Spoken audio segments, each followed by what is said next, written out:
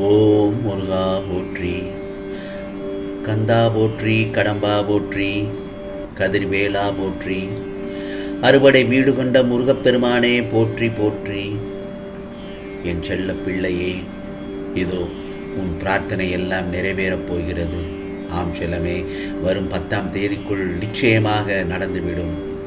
இந்த முருகப்பெருமான் சொல்வதை கேள், ஆனந்த கண்ணீர் விடுவாய் என் செல்லமே. ஆகவே உன் வாழ்க்கைக்கு எது சிறந்தது என்று நீ நம்புகின்றாயோ அதை தைரியமாகச் செய் என் செல்லமே. உன் கடந்த கால அனுபவங்களை நினைத்து வருத்தப்படாதே. நீ அதில் பெற்ற பாடத்தை கொண்டு மகிழ்ச்சியுடன் நீ நினைத்த செயல்களை தொடங்க ஆரம்பித்து விடு. உன்னுடைய இலக்கை தெளிவாக நிர்ணயிக்காமல் நீ எவ்வளவு கஷ்டப்பட்டாலும் அதில் உனக்கான வெற்றி என்பது நிச்சயமாக கிடைக்காது. நீ எதை நோக்கி பயணிக்கிறாய் என்று முடிவு பண்ணிவிட்டு அதில் போராடு. ஒரு விஷயத்தை அடையும் போதுதான் அந்த இடத்தில் உனக்கான வாழ்க்கை அர்த்தமுள்ளதாக மாறுகிறது. முயற்சி செய்து தவறாக போன செயல்களை சந்தோஷமாக ஏற்றுக்கொள். ஏனென்றால் தவறில் மட்டும்தான் பாடங்களை கற்றுக்கொள்ள முடியும். ஆகவே இந்த உலகத்தில் எந்த பொருளும் எந்த உறவுகளும் நிரந்தரமில்லை. ஆனால் உன் எண்ணத்தால் விளையும் செயல்பாடுகள் மட்டுமே நிரந்தரமாக இருக்கிறது. வாழும் வரை நீ செய்கின்ற செயல்கள் நிரந்தரம்.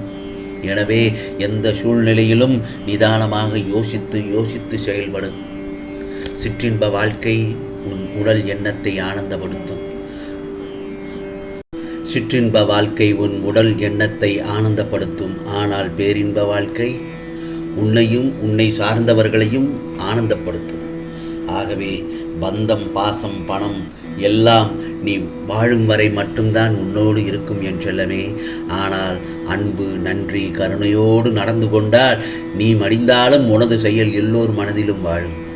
ஆகவே நான் என்ன சொல்கிறேன் என்று தெரியுமா? இருப்பதை வைத்து வாழ கற்றுக்கொள். உன்னை தேடி எது வருமோ அது கண்டிப்பாக வரும். செல்வமும் சுபிட்சமும் நிலையற்றவைதான். இந்த உடல் அழிவிற்கும் மரணத்திற்கும் உட்பட்டது. இதை உணர்ந்து இம்மை மறுமை பொருட்களின் மீதுள்ள பற்று அனைத்தையும் விட்டுவிட்டு உனது கடமைகளை மட்டும் செய்து கொண்டே இரு. எதிர்பார்த்து வாழ்ந்து ஒவ்வொரு நிமிடமும் ஏமாற வேண்டாம். நீ உன் கடமைகளை கவனமாக செய்து வா என்றுதான் இந்த முருகப்பெருமான் உன்னிடம் சொல்கிறேன். அதை உன்னுடைய குறிக்கோளாக நீ நிச்சயமாக அடைந்து வர வேண்டும். அதே சமயத்தில் என்ன நடந்தாலும் உன்னுடைய லட்சிய பாதையிலிருந்து நீ தடம் புரளக்கூடாது என் செல்லமே. இந்த வார்த்தைகளை எப்பொழுதும் நினைவில் கொள். இந்த உலகில் வாழும் வாழ்க்கை நிரந்தரம் என்று வாழ்பவன் அறிவில்லாதவன். அப்படி நினைத்தே கழிக்கின்ற ஒவ்வொரு நாளும் உன் வாழ்க்கையில் வீணாக கழிந்த நாளொன்றாக நினைக்க வேண்டும். ஆகவே எந்த சூழ்நிலையிலும் எந்த பிரச்சனையாக இருந்தாலும் அதை தாங்கும் வலிமையும் தைரியமும் உன்னுள் இருக்கிறதல்லவா?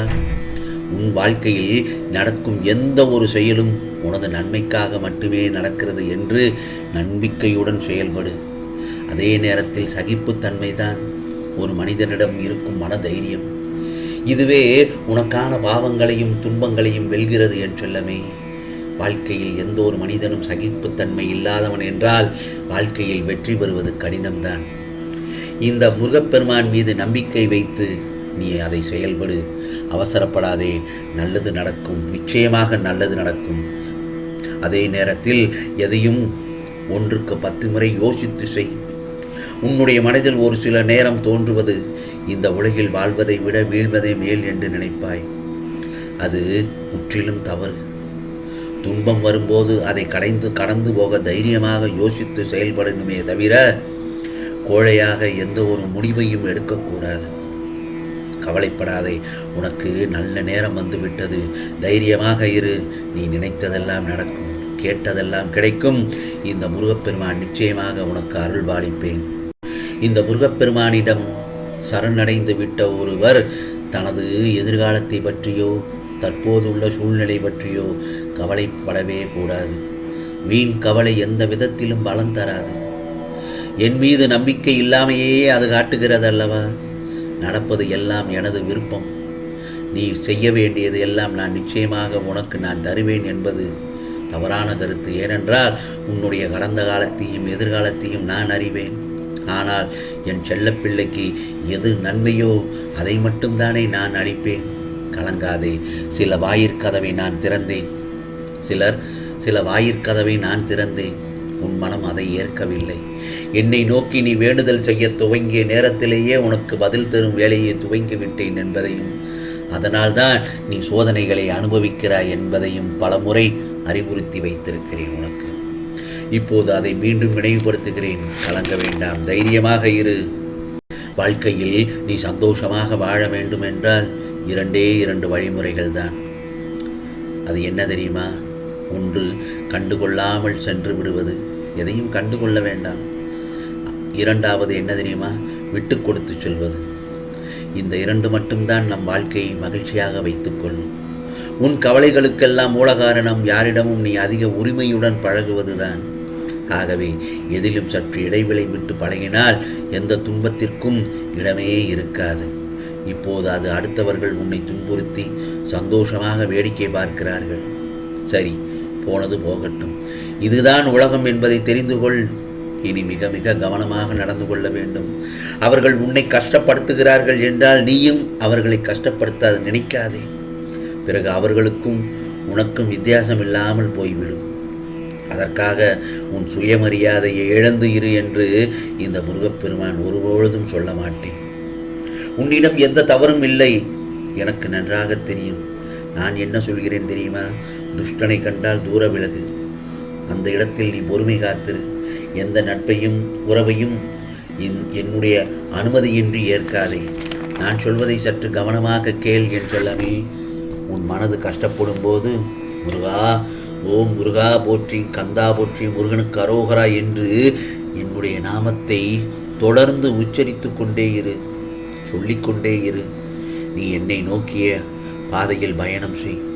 இதோ என்னை நாடி வந்தவர்களுக்கு நான் சொல்வதை கேட்டால் அனைத்திற்கும் உதவியாக இருப்பேன் இந்த முருகப்பெருமான்.